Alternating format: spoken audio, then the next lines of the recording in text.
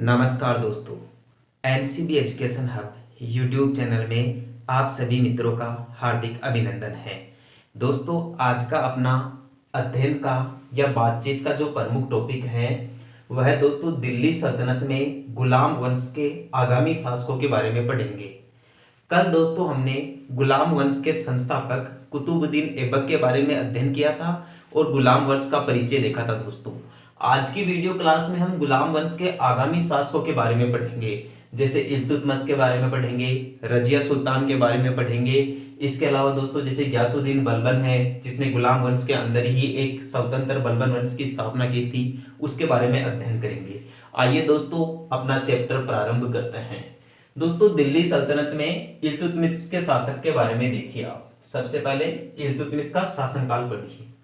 इल्तुतमिश 1210 ईस्वी से लेकर 1236 ईस्वी तक राजा बना, यानी 1210 ईस्वी में ये राजा बने और 1236 ईस्वी में इल्तुतमिश का शासनकाल समाप्त हो जाता है। ऐसा बताया जाता है कि ये गुलाम वंश के वास्तविक संस्थापक थे। भारत में गुलाम वंश की स्थापना कुतुबुद्दीन ऐबक के द्वारा की गई थी और कुतुबुद्दीन ऐबक मोहम्मद गोरी का एक गुलाम था। मोहम्मद गोरी की निसंतान मृत्यु हो गई थी और उसकी निसंतान मृत्यु हो जाने के बाद उसका उत्तराधिकारी कुतुबुद्दीन ऐबक बनता है और कुतुबुद्दीन ऐबक के बाद में दिल्ली का सुल्तान इल्तुतमिश बनता है भाई। इसीलिए इस इल्तुतमिश को गुलाम वंश का वास्तविक संस्थापक माना जाता है। आपसे पूछ ले जाए इन्हें गुलाम वंश का वास्तविक संस्थापक बताया किसने है? डॉक्टर ईश्वर प्रसाद ने। इतिहासकार डॉक्टर ईश्वर प्रसाद के अनुसार इल्तुतमिश गुलाम वंश के वास्तविक संस्थापक है। अब देखिए दोस्तों, इल्तुतमिश के बारे में आगे क्या महत्वपूर्ण जानकारियां हैं, इनके बारे में क्या क्या क्वेश्चंस पूछे जा सकते हैं कंपटीशन एग्जाम्स के अंदर, देख लीजिए। इल्तुतमिश दोस्तों इलबारी जाति का तुर्क था भाई, या इलबारी तुर्क था। आपसे पूछा जा सकता है कि जो इल्तुतमिश है वह कौन सी जाति का तुर्क था भाई? यह इलबारी जाति का तुर्क था। जो गुलाम वंश थी वो दोस्तों 5 राजवंशों में बटा हुआ है।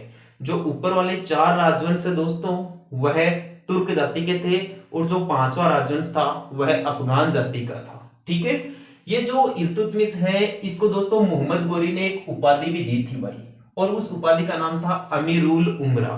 तो आपसे पूछा जा सकता है कि दिल्ली के कौन से सुल्तान को इतिहास में अमीरुल उमरा के नाम से जाना जाता है, या फिर दिल्ली के उस सुल्तान का नाम बताइए जिसे अमीरुल उमरा की उपाधि प्रदान की गई। उस सुल्तान का नाम इल्तुतमिश था और यह उपाधि मोहम्मद गोरी के द्वारा दी गई थी भाई। अगला इंपॉर्टेंट सवाल यह है कि ये इल्तुतमिश किसके उत्तराधिकारी बने थे? इल्तुतमिश कुतुबुद्दीन ऐबक के दामाद थे भाई। कुतुबुद्दीन ऐबक मोहम्मद गोरी के गुलाम थे और भारत में गुलाम वंश के संस्थापक माने जाते हैं। ठीक है दोस्तों, या भारत में दिल्ली सल्तनत की नींव भी कुतुबुद्दीन ऐबक के द्वारा डाली गई। हालांकि ऐसा नहीं है दोस्तों कि कुतुबुद्दीन ऐबक के कोई पुत्र नहीं था। कुतुबुद्दीन ऐबक के दोस्तों एक पुत्र था जिसका नाम था आराम शाह। क्या नाम था भाई? आराम शाह। इस आराम शाह की हत्या कर देता है भाई इल्तुतमिश। कौन कर देता है? इल्तुतमिश। और इसकी हत्या कर देने के बाद में कुतुबुद्दीन ऐबक का दिल्ली के राज सिंहासन पर उत्तराधिकारी के रूप में इल्तुतमिश बैठता है। ठीक है दोस्तों, तो आप यहां आंसर दे देना कि इल्तुतमिश कुतुबुद्दीन ऐबक का उत्तराधिकारी बना था। यह इसका बेटा नहीं था, यह कुतुबुद्दीन ऐबक का दामाद था। कुतुबुद्दीन ऐबक के बेटे का नाम आराम शाह था जिसकी हत्या इल्तुतमिश के द्वारा कर दी गई थी। इल्तुतमिश के शासनकाल की सबसे जो महत्वपूर्ण लड़ाई है वह दोस्तों तराइन का तीसरा युद्ध था भाई। यह तराइन की तीसरी लड़ाई थी। आपको बता दूं तराइन की तीसरी लड़ाई 1215 ईस्वी में हुई थी। यहां दोस्तों तराइन की जो तीसरी लड़ाई हुई थी यह इल्तुतमिश और एल्दोज के बीच में हुई थी भाई। किसके बीच में हुई थी? इल्तुतमिश और एल्दोज के बीच में। इस युद्ध में एल्दोज मारा जाता है और इल्तुतमिश जीत जाता है। अर्थात तराइन के तृतीय युद्ध में 1215 ईस्वी में इल्तुतमिश ने एल्दोज को मात दी, या यह युद्ध इल्तुतमिश जीत जाता है। यहां दोस्तों अपने भारतीय इतिहास में तराइन के 3 युद्धों की बात की जाती है भाई। तराइन के कितने युद्धों की बात की जाती है? 3 युद्धों की बात की जाती है। तराइन का पहला युद्ध हुआ था 1191 ईस्वी में। तराइन का पहला युद्ध मोहम्मद गोरी और पृथ्वीराज चौहान के बीच में हुआ था भाई। जो मोहम्मद गोरी था उसने क्या किया था दोस्तों, पृथ्वीराज चौहान की सीमाओं में आक्रमण कर दिया था या उसके क्षेत्रों में आक्रमण कर दिया था। या जो मोहम्मद गोरी है वह भारत पर अधिकार करना चाहता था भाई, दिल्ली पर अधिकार करना चाहता था। और इस समय भारत में जो दिल्ली का सम्राट था या जो दिल्ली का शासक था वह पृथ्वीराज चौहान थे। और पृथ्वीराज चौहान मूल रूप से दिल्ली के थे भाई, मूल रूप से अजमेर के थे। और उन्होंने अपने नाना की सहायता से दिल्ली पर भी शासन अधिकार किया भाई, या दिल्ली पर भी शासन स्थापित किया। तो इसी कारण साम्राज्य विस्तार करने के लिए या मोहम्मद गोरी ने अपना शासन बढ़ाने के लिए या नए शासन की नींव डालने के लिए भारत पर आक्रमण किया। और इस समय अपने क्षेत्र को बचाने के लिए पृथ्वीराज चौहान ने मोहम्मद गोरी के साथ 1191 ईस्वी में तराइन की पहली लड़ाई लड़ी भाई।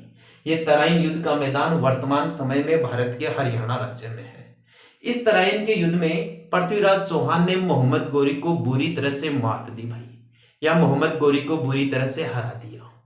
मोहम्मद गोरी गौर प्रदेश गजनी का था, अफगानिस्तान का था। तो मोहम्मद गोरी हारकर वापस गजनी की ओर चला जाता है।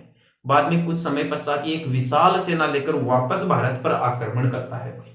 और इस समय होता है तराइन का दूसरा युद्ध। तराइन का दूसरा युद्ध होता है 1192 ईस्वी में, 1192 ईस्वी में। इस समय दोस्तों ऐसा बताया जाता है कि पृथ्वीराज चौहान तृतीय की जो तैयारियां थी वह कमजोर थी। क्या थी भाई? कमजोर थी, या युद्ध के प्रति वह उदासीन था भाई। इसलिए कुशल नेतृत्व की कमी के कारण इस तराइन के द्वितीय युद्ध में 1192 ईस्वी में पृथ्वीराज चौहान तृतीय की तो हार हो जाती है, पराजय हो जाती है। और इस युद्ध में दोस्तों मोहम्मद गोरी जीत जाता है। और इसी युद्ध के बाद भारत के अंदर विदेशी शासन स्थापित हो जाता है। इसलिए इतिहास में तराइन के द्वितीय युद्ध को मील का पत्थर बताया गया है भाई। क्या बताया गया है? मील का पत्थर बताया गया है कि तराइन के द्वितीय युद्ध के बाद ही भारत में हिंदू शासन तो समाप्त हो जाता है और इस समय से विदेशी शासन स्टार्ट हो जाता है या शुरू हो जाता है। तो ये तो थे दोस्तों दो युद्ध, तो ये हुए थे तराइन के, एक तो 1191 और 1192। ये दोनों युद्ध पृथ्वीराज चौहान और मोहम्मद गोरी के बीच में हुए थे। पहले युद्ध में पृथ्वीराज चौहान की जीत हुई और दूसरे युद्ध में मोहम्मद गोरी की जीत हुई। ठीक है दोस्तों। और जो तराइन का तीसरा युद्ध हुआ था वो ये हुआ था 1215 ईस्वी में। ये इल्तुतमिश और एल्दोज के बीच में होता है। इसमें एल्दोज की पराजय होती है और इल्तुतमिश जीत जाता है, और इल्तुतमिश आगे चलकर एल्दोज की हत्या भी कर देता है। इल्तुतमिश के बारे में अगला सवाल पढ़िए दोस्तों। इल्तुतमिश ने क्या किया अपने शासन काल के अंदर? जो अपने 40 विश्वस्त सरदार थे भाई, ऐसे सरदार जो इल्तुतमिश के वफादार थे या इल्तुतमिश जिन पर बहुत ज्यादा विश्वास करता था, तो विश्वस्त 40 सरदारों का इसने एक ग्रुप बनाया भाई, एक गुट बनाया, एक समूह बनाया, जिसे इतिहास में चरमान कहा गया भाई। क्या कहा गया? चरमान, या इसी का दूसरा नाम है तुर्कान चिहालगानी। तुर्कान चिहालगानी या चरमान क्या है? यहां से कंपटीशन एग्जाम के अंदर क्वेश्चन पूछा जा सकता है दिल्ली सल्तनत के बारे में से। दोस्तों यहाँ ये जो रीट मेंस की एग्जाम होने वाली है उसकी मेंस एग्जाम में दोस्तों ऐसे ही क्वेश्चन पूछे जाएंगे, इसलिए आप सावधान होकर ऐसे क्वेश्चंस पढ़े और अपने दिमाग में बिठाए। दोबारा देख लीजिए, चरमान या तुर्कान चिहालगानी क्या है? इल्तुतमिश ने अपने शासनकाल में 40 विश्वस्त सरदारों का एक गुट बनाया था, एक समूह बनाया था, जिसे चरमान कहा गया। यह चरमान को ही तुर्कान चिहालगानी के नाम से जाना गया। अब आगे देखिए दोस्तों आप, इल्तुतमिश की आगामी लड़ाइयां कौन कौन सी थी, इन्होंने कहां कहां फतह हासिल की थी। इल्तुतमिश ने तराइन के तीसरे युद्ध के अलावा मुख्य रूप से दोस्तों ये 3 लड़ाइयां और लड़ी है भाई। एक तो रणथंबोर का युद्ध, एक मंडोर का युद्ध और एक बयाना का युद्ध। रणथंबोर का युद्ध 1226 ईस्वी में लड़ा इन्होंने।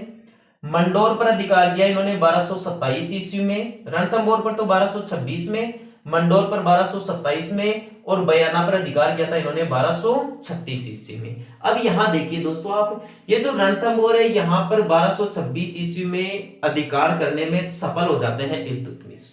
रणथंबोर वर्तमान समय में राजस्थान के सवाई माधोपुर जिले में है और यह चौहान राजवंश की एक रियासत थी भाई। ठीक है।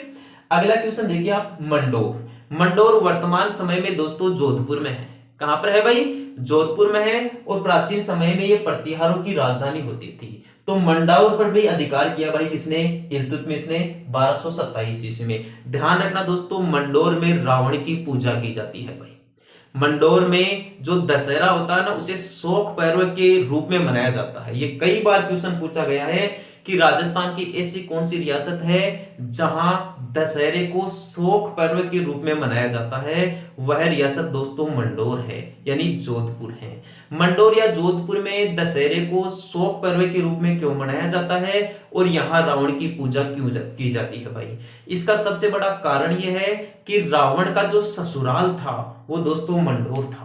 मंडोर की राजकुमारी मंदोदरी के साथ रावण का विवाह हुआ था। ठीक है दोस्तों, तो आप ध्यान रखना मंडोर के बारे में। इल्तुतमिश ने जोधपुर में स्थित मंडोर पर भी 1227 ईस्वी में अधिकार किया।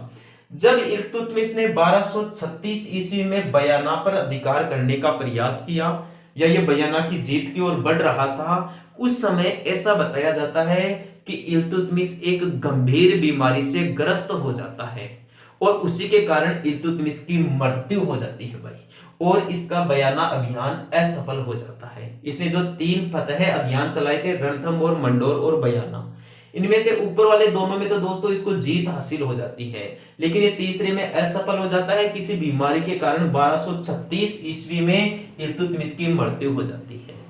तो यहां दोस्तों आपसे सवाल पूछा जा सकता है कि इल्तुतमिश का मकबरा कहां पर है? इल्तुतमिश का मकबरा दोस्तों दिल्ली में है भाई। इल्तुतमिश का मकबरा कहां पर है? दिल्ली में है।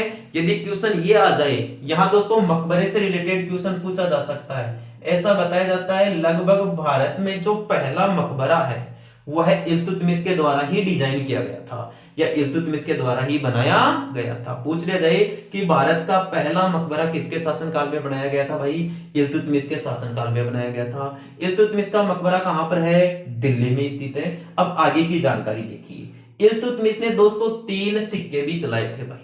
इल्तुतमिश ने सिक्कों का निर्माण भी करवाया था। मुख्य रूप से 2 ही सिक्के थे इसके, और वो 2 जो प्रसिद्ध सिक्के थे, एक का तो नाम था भाई टक्का। एक सिक्के का तो क्या नाम था? टक्का। और दूसरे सिक्के का नाम था दोस्तों जीतल। इल्तुतमिश ने जो टक्का नामक सोना सिक्का चलाया हुआ है तो दोस्तों चांदी धातु का था भाई। कौन सी धातु का था? चांदी धातु का। अतः इल्तुतमिश ने भारत में दिल्ली सल्तनत के दौरान चांदी का तो टक्का शिला चलाया और तांबा का जो सिक्का चलाया उसे जीतल कहा गया भाई। ध्यान रखना, बहुत ही महत्वपूर्ण क्वेश्चन है। टक्का और जीतल, टक्का और जीतल। टक्का एक चांदी का सिक्का था, जीतल एक तांबा का सिक्का था। ये दोनों सिक्के मुख्य रूप से इल्तुतमिश के द्वारा चलाए गए थे। आप दोस्तों एक निस्क के बारे में ध्यान रखना। निस्क क्या था? निस्क दोस्तों एक सोने का सिक्का था भाई। निस्क कैसा सिक्का था? सोने का सिक्का था। इल्तुतमिश के निर्माण कार्य देखिए आप। इल्तुतमिश ने दोस्तों बदायूं में जामा मस्जिद का निर्माण करवाया था भाई। बदायूं वर्तमान समय में भारत के उत्तर प्रदेश राज्य में है। तो पूछा जा सकता है दोस्तों, बदायूं की जामा मस्जिद का निर्माण किसने करवाया था? इल्तुतमिश ने करवाया था। इल्तुतमिश का दोस्तों दूसरा निर्माण कार्य था अजमेर की मस्जिद का निर्माण करवाना। ख्वाजा मोइनुद्दीन चिश्ती की दरगाह है अजमेर में। इस दरगाह का निर्माण दोस्तों इल्तुतमिश के द्वारा करवाया गया था भाई। किसके द्वारा करवाया गया था? इल्तुतमिश के द्वारा। अजमेर में आपको मैं बता दूं दोस्तों 2.5 दिन का झोपड़ा भी है, और ये 2.5 दिन का झोपड़ा दोस्तों कुतुबुद्दीन ऐबक के द्वारा बनवाया गया था भाई। किसके द्वारा बनवाया गया था? कुतुबुद्दीन ऐबक के द्वारा। 2.5 दिन का झोपड़ा ऐसा बताया जाता है केवल 2.5 दिन में बनाया गया था भाई। यहाँ 2.5 दिन के झोपड़े के स्थान पर दोस्तों एक संस्कृत पाठशाला थी जो चौहान राजा विग्रहराज चतुर्थ के द्वारा बनवाई गई थी भाई। तो चौहान राजा विग्रहराज चतुर्थ के द्वारा बनवाई गई संस्कृत पाठशाला को तो तोड़ दिया गया और उसके स्थान पर कुतुबुद्दीन ऐबक ने अजमेर में 2.5 दिन का झोपड़ा बना दिया। और 2.5 दिन का झोपड़ा राजस्थान की प्रथम मस्जिद बताई जाती है भाई। पूछ लिया जाए कि राजस्थान की पहली मस्जिद कौन सी बनी थी? 2.5 दिन का झोपड़ा किसने बनाई थी? कुतुबुद्दीन ऐबक ने बनवाई थी।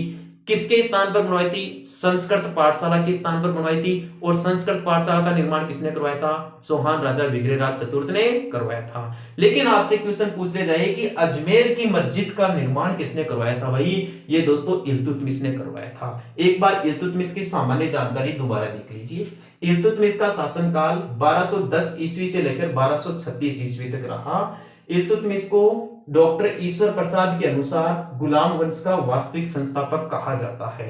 दिल्ली सल्तनत में गुलाम वंश का दूसरा शासक था इल्तुतमिश। इससे पहले कुतुबुद्दीन ऐबक यहाँ का राजा बन चुका था।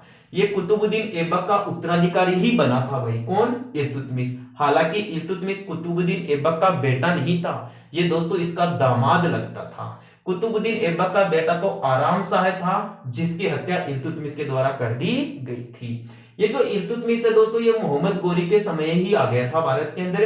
तो मोहम्मद गोरी ने इल्तुतमिश के कार्यों से प्रभावित होकर इसे अमीरुल उमरा की उपाधि दी भाई, अमीर उल उमरा की उपाधि प्रदान की। इल्तुतमिश की मुख्य रूप से लड़ाइयां देखी। इल्तुतमिश ने तनाइन का तीसरा युद्ध किया 1215 ईस्वी में।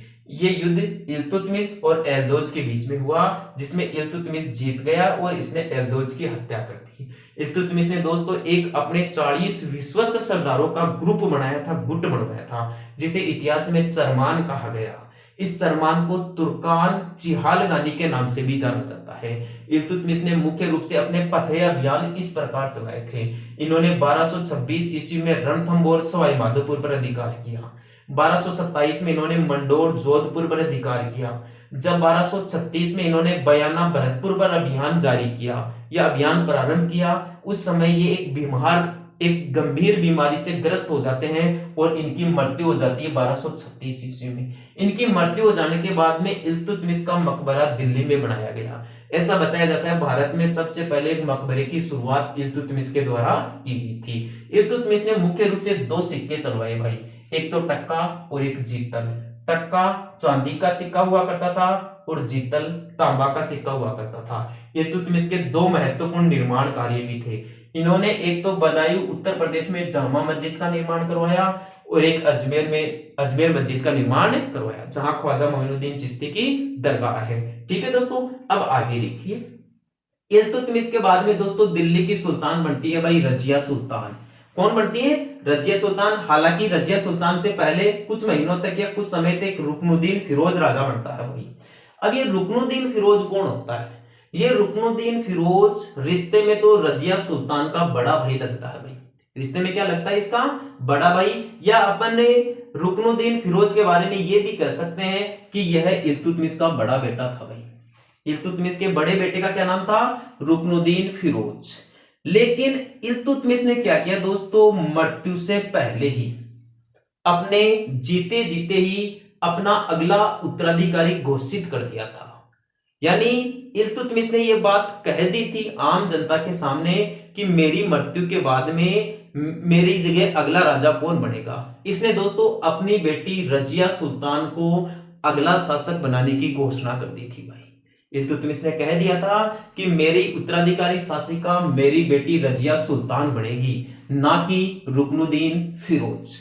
क्योंकि दोस्तों ये जो इल्तुतमिश था, इन्होंने जब ये सिक्के जारी किए थे तो इन सिक्कों पर पहले ही अपनी बेटी की तस्वीरें लगा दी थी भाई, या अपनी बेटी रजिया सुल्तान के चित्र अंकित कर दिए थे। लेकिन हुआ क्या दोस्तों, इल्तुतमिश की मृत्यु हो जाने के बाद में रुकनुद्दीन फिरोज खुद वहां का उत्तराधिकारी शासक बन गया भाई। नियम के हिसाब से भाई राजा का बड़ा बेटा ही राजा बनता है। तो रुकनुद्दीन ने दोस्तों राजगद्दी हासिल कर ली।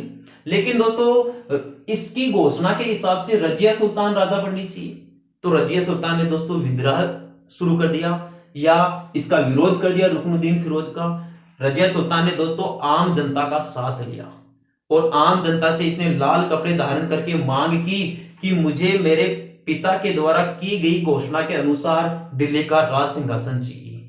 तो दोस्तों राजा की इच्छा के अनुसार जो आम जनता थी उसने रजिया सुल्तान का समर्थन दिया भाई, और आम जनता के साथ मिलकर रजिया सुल्तान ने रुकनुद्दीन फिरोज को गिरफ्तार कर लिया, इसे बंदी बना लिया और बाद में जेल में इसकी हत्या कर दी गई। तो इस प्रकार दोस्तों अपने बड़े भाई रुकनुद्दीन फिरोज की हत्या करके अपने पिता की इच्छा के अनुसार रजिया सुल्तान 1236 ईस्वी में दिल्ली की मुस्लिम शासिका बनी। यहां दोस्तों मैं आपको बता दूं, रजिया सुल्तान के बारे में आपको ज्यादा जानकारी पढ़ने की आवश्यकता नहीं है। अब तक जितनी बार भी क्वेश्चन पूछा गया है ना, मुख्य रूप से घुमा फिरा के ये 2-3 क्वेश्चन ही पूछे गए हैं कि रजिया सुल्तान ने किसकी हत्या करके दिल्ली का राज सिंहासन प्राप्त किया था। अपने बड़े भाई रुकनुद्दीन फिरोज की हत्या करके इसने राज सिंहासन प्राप्त किया। दूसरी बात, रजिया सुल्तान के पिता का क्या नाम था भाई? इसके पिता का नाम इल्तुतमिश तुर्क था। रजिया सुल्तान कब से कब तक शासिका बनी? रजिया सुल्तान 1236 ईस्वी में शासिका बनी दिल्ली की, और 1240 ईस्वी तक शासन किया, केवल 4 साल तक शासन किया इसने। और रजिया सुल्तान के बारे में सबसे इंपॉर्टेंट क्वेश्चन तो दोस्तों यह है, बहुत महत्वपूर्ण क्वेश्चन है, ये दिल्ली की प्रथम और अंतिम मुस्लिम शासिका थी। प्रथम और अंतिम मुस्लिम शासिका थी भाई, कौन? रजिया सुल्तान। इसी क्वेश्चन को थोड़ा सा घुमा के ऐसे भी पूछ लिया जाता है कि दिल्ली सल्तनत की एकमात्र मुस्लिम शासिका कौन थी भाई? दिल्ली सुल्तानत की एकमात्र मुस्लिम शासिका थी रजिया सुल्तान। दिल्ली सुल्तान की प्रथम मुस्लिम शासिका थी रजिया सुल्तान। दिल्ली सल्तनत की या गुलाम वंश की अंतिम मुस्लिम शासिका कौन थी भाई? रजिया सुल्तान। तो क्वेश्चन को कैसे भी आपको घुमा फिरा के पूछ ले, आंसर अपना एक ही होगा, रजिया सुल्तान। ये जो रजिया सुल्तान है, इसके बाद में दोस्तों बलबनी वंश की स्थापना होती है भाई, क्योंकि रजिया सुल्तान के बाद में जितने भी जो राजा होते हैं वो दोस्तों अयोग्य होते हैं। कैसे होते हैं? अयोग्य होते हैं, और गुलाम वंश को आगे नहीं बढ़ा पाते हैं। तो गुलाम वंश के अंदर ही दोस्तों एक ग्यासुद्दीन बलबन नाम का व्यक्ति था भाई, ग्यासुद्दीन बलबन नाम का व्यक्ति था, और इसने 1266 ईस्वी में बलबन वंश की स्थापना की। तो आपसे क्वेश्चन यहां दो प्रकार के पूछे जा सकते हैं कि बलबन वंश कब से कब तक चला। बलबन वंश 1226 ईस्वी से लेकर 1290 ईस्वी तक रहा। ठीक है दोस्तों, यहां टोटल ये गुलाम वंश के अधीन ही आता है, ये अलग वंश नहीं है। जो दिल्ली सल्तनत के अंदर 5 राजवंश है, जिनमें से पहला है गुलाम वंश, उस गुलाम वंश के अंदर ही दोस्तों बलबनी वंश को पढ़ा जाता है। जो दूसरा राजवंश पढ़ा जाता है वह है दोस्तों खिलजी वंश पढ़ा जाता है, जो अपन आगे पढ़ेंगे। तो गुलाम वंश के अंदर ही 1266 ईस्वी से लेकर 1290 ईस्वी तक बलबनी वंश का शासन रहा भाई। ये बलबनी वंश का संस्थापक ग्यासुद्दीन बलबन था, जिसका शासनकाल 1226 से 1286 ईस्वी तक रहा। यहां कंफ्यूज मत हो जाना, यदि आपसे पूछे बलबनी वंश का शासन कब से कब तक था, 1226 से 1290 ईस्वी तक। बलबनी वंश के संस्थापक ग्यासुद्दीन बलबन का शासन कब से कब तक था, 1266 से 1286 ईस्वी तक। अब देखिए दोस्तों, बलबनी वंश के संस्थापक ग्यासुद्दीन बलबन के महत्वपूर्ण कार्य, इसने अपने शासन के दौरान कौन से महत्वपूर्ण निर्णय लिए। यह दोस्तों एक तो कुलीन वर्ग को सत्ता में प्रवेश देने वाला राजा था।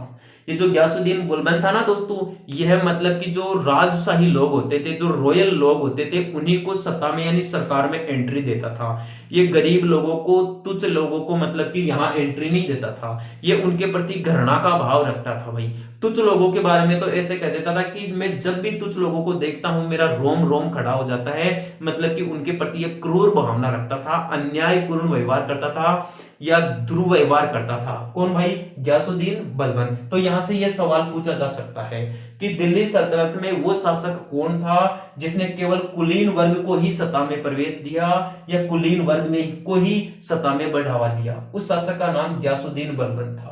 ग्यासुद्दीन बलबन ने दोस्तों चरमान की समाप्ति कर दी भाई। किसकी समाप्ति कर दी? चरमान। चरमान के बारे में दोस्तों मैं पहले ही पढ़ा चुका हूं कि इल्तुतमिश ने अपने 40 विश्वस्त सरदारों का एक गुट बनवाया था, जिसे चरमान कहा गया या तुर्कान चिहालगानी कहा गया। तो ये चरमान और तुर्कान चिहालगानी इल्तुतमिश के समय रहा, रजिया सुल्तान के समय रहा, लेकिन ग्यासुद्दीन बलबन ने दोस्तों इसे समाप्त कर दिया। ठीक है दोस्तों, जो ये ग्यासुद्दीन बलबन था, इसके शासनकाल में जो सैन्य विभाग होता था ना दोस्तों, ये सैन्य विभाग, सेना का विभाग, इस सैन्य विभाग को इसने दीवान ए अर्ज नाम दिया। दीवान ए अर्ज। तो यहां से सवाल पूछा जा सकता है कि दीवान ए अर्ज क्या था। ग्यासुद्दीन बलबन के शासनकाल में सैन्य विभाग को दीवान ए अर्ज के नाम से जाना गया। नेक्स्ट क्वेश्चन देखिए, ग्यासुद्दीन बलबन ने अपने शासनकाल में मुख्य रूप से 3 नई प्रथाएं चलाई थी भाई, यानी कि 3 नई परंपराएं चलाई थी या 3 नए रीति रिवाज चलाए थे। कौन कौन से थे? एक का तो नाम था दोस्तों सिजदा, एक का नाम था पाबोस, एक का नाम था नौराज। बहुत ही महत्वपूर्ण क्वेश्चन है दोस्तों, यहां से डायरेक्ट सवाल पूछ लिए जाते हैं कि सिजदा किसके द्वारा शुरू किया गया, पाबोस नामक नए रीति रिवाज की शुरुआत किसके द्वारा की गई? या दिल्ली सल्तनत के अधीन या गुलाम वंश के अंतर्गत नौराज की शुरुआत किसने की थी भाई? या नौराज कौन सा धर्म का मुख्य रूप से त्योहार है? यहाँ दोस्तों ये जो ग्यासुद्दीन बलबन होता ना, ये तुर्की को बढ़ावा नहीं देता भाई, ये पारसी रीति रिवाजों को बढ़ावा देता है। ये जो तुर्की रीति रिवाज होता है उनमें कमी ला देता है, ये उनको साइड में कर देता है और उनके स्थान पर पारसी रीति रिवाजों को बढ़ावा देता है। तो ये जो नौरोज है, पाबोस है, सिजदा है, ये नए पारसी रीति रिवाज थे भाई। ठीक है, तो देखिए आपने मतलब सिजदा पारसी तो नहीं कह सकते, फारसी भाषा, जो फारस ईरान की भाषा थी ना दोस्तों, वो फारसी रीति रिवाज है। ये सिजदा, पाबोस और नौराज, पारसी अलग है, फारसी अलग है। तो ये फारसी रीति रिवाज थे, सिजदा, पाबोस और नौराज। तो सिजदा क्या होता है भाई? घुटने पर बैठकर या घुटने टेक कर सुल्तान के सामने या अपने राजा के सामने सिर झुकाने की जो प्रथा हुआ करती थी उसे सिजदा कहा गया। तो ये जो ग्यासुद्दीन बलबन था, इसने यह एक नई प्रथा प्रारंभ की कि अपने सुल्तान के सामने घुटने पर बैठकर उसको प्रणाम किया जाए या उसको नमन किया जाए, इसी को सिजदा कहा गया। पाबोस क्या था भाई? सम्राट के पांव चूमने या पैर चूमने की प्रथा को इसने पाबोस नाम दिया।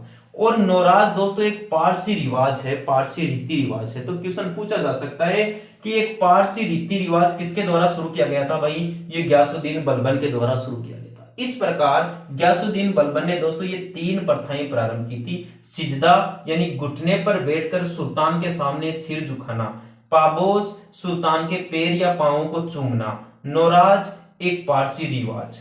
ये जो ग्यासुद्दीन बलबन था, इसने अपने इतिहास में या अपने शासनकाल में लौह और रक्त की नीति अपनाई। दोस्तों लौह और रक्त की नीति होती क्या है?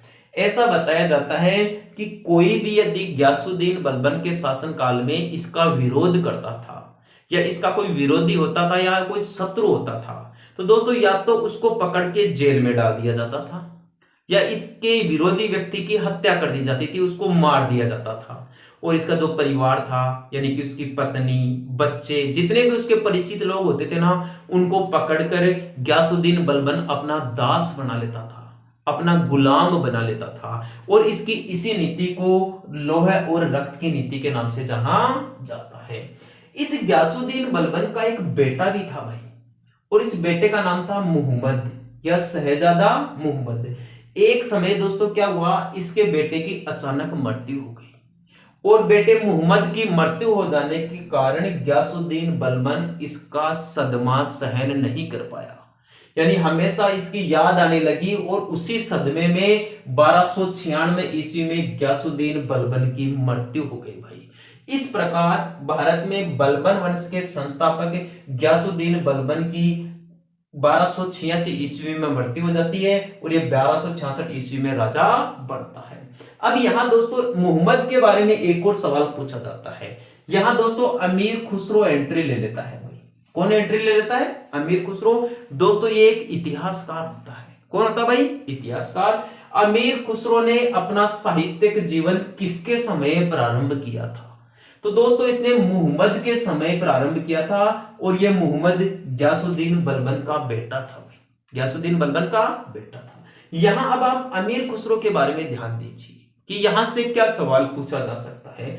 अमीर खुसरो को इतिहास में तूती ए हिंद कहा जाता है भाई, तूती ए हिंद कहा जाता है, मतलब भारत का तोता किसे कहा गया भाई? अमीर खुसरो को। तो दोनों जगहों से सवाल पूछा जा सकता है कि इतिहास के कौन से इतिहासकार को भारत का तोता या तूती ए हिंद कहा जाता है? अमीर खुसरो को कहा जाता है।